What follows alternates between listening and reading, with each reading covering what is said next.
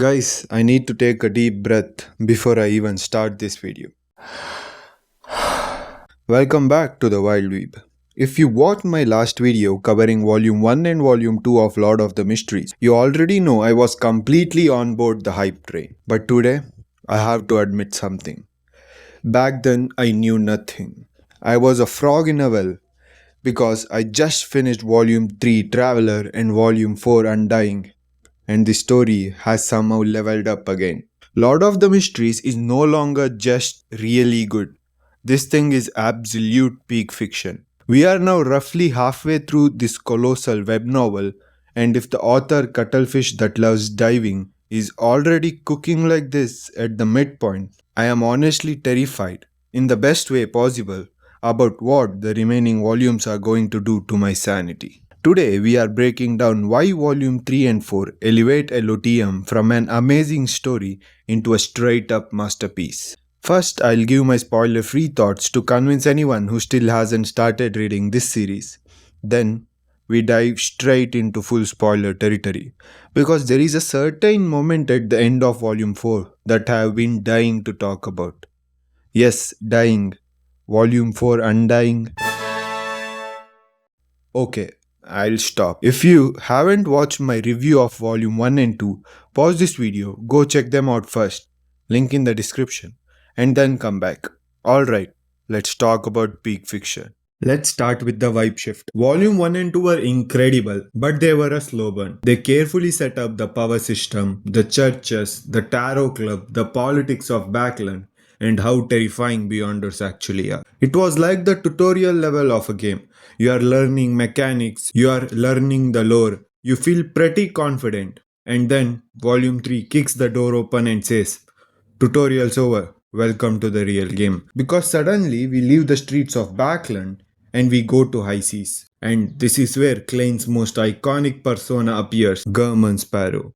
A polite, cold-blooded, emotionally unstable, terrifying adventurer. The world building explodes here. Suddenly we have pirate admirals, cursed seas, mysterious island, ancient ruins, lost civilization, secret organizations everywhere. And we finally start seeing what high sequence beyonders can do, and it is terrifying. Because once you leave the low sequence zone, you realize something very quickly. Everyone is either insanely powerful, insanely insane, or both. Volume 3 feels like stepping out of the beginner area in an RPG and realizing every enemy can one-shot you. The Volume 4 does something brilliant. It takes everything Klein learned out on the ocean and brings him back to Backlund. And now the tone is different. He's no longer the weak detective from Volume 1 and 2. Now he is operating as Dwayne Dante, moving through high society, manipulating nobles, secret organizations, and hidden beyonders. Volume 3 is a chaotic action adventure. Volume 4 is a psychological chess match where every player is hiding three identities and a secret cult.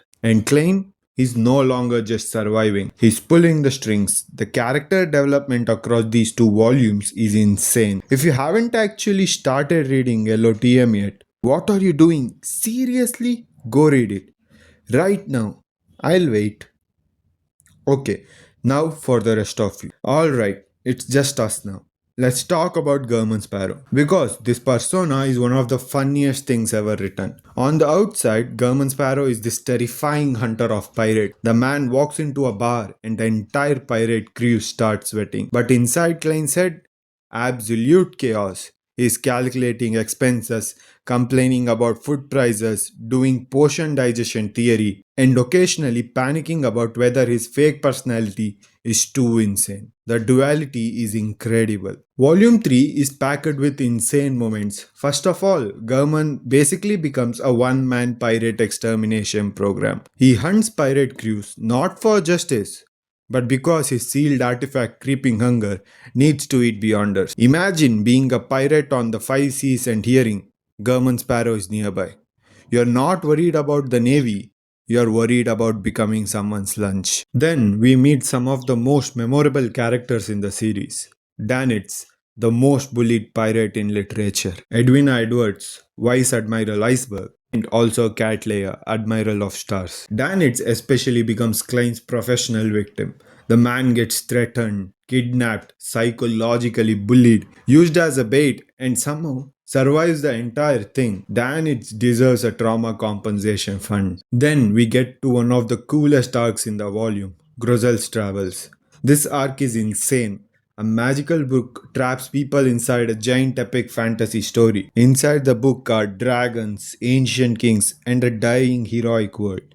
Klein literally enters a fictional story to rescue Edwina. That's when you realize this novel isn't just fantasy, it's cosmic fantasy on steroids. Another shocking moment, Klein turning Admiral Hell Ludwell into a marionette. A pirate admiral, a terrifying undead beyonder, reduced to a puppet? That was the moment everyone realized Gehrman Sparrow is not someone you fight directly. You either run or you become string control DLC. And of course, we have Klein's advancement ritual to sequence 5 marionettist. And ritual requirement, he has to drink the potion while listening to a mermaid singing, which is peak Lord of the Mysteries logic.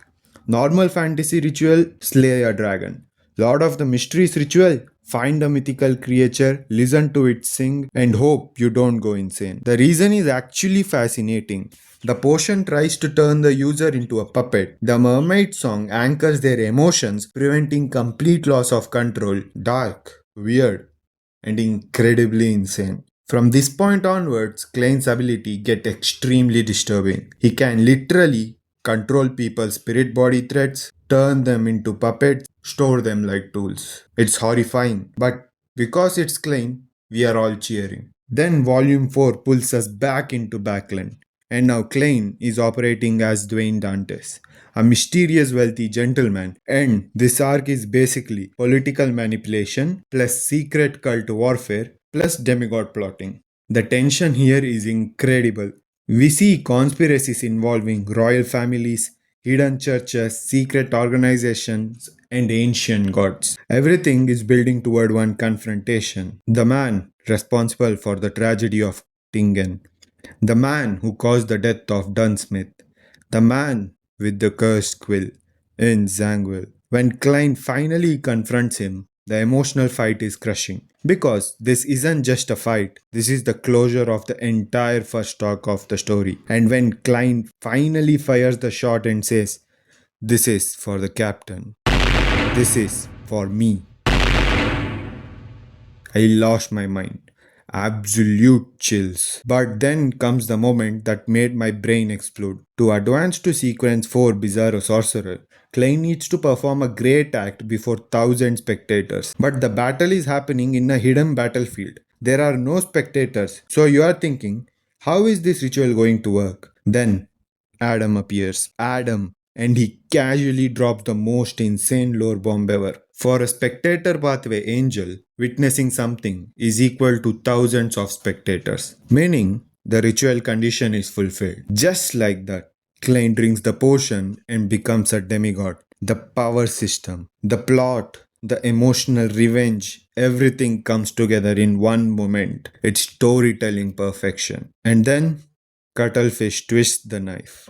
The scene with Dally Simone, Dally is dying, and Klein appears before her.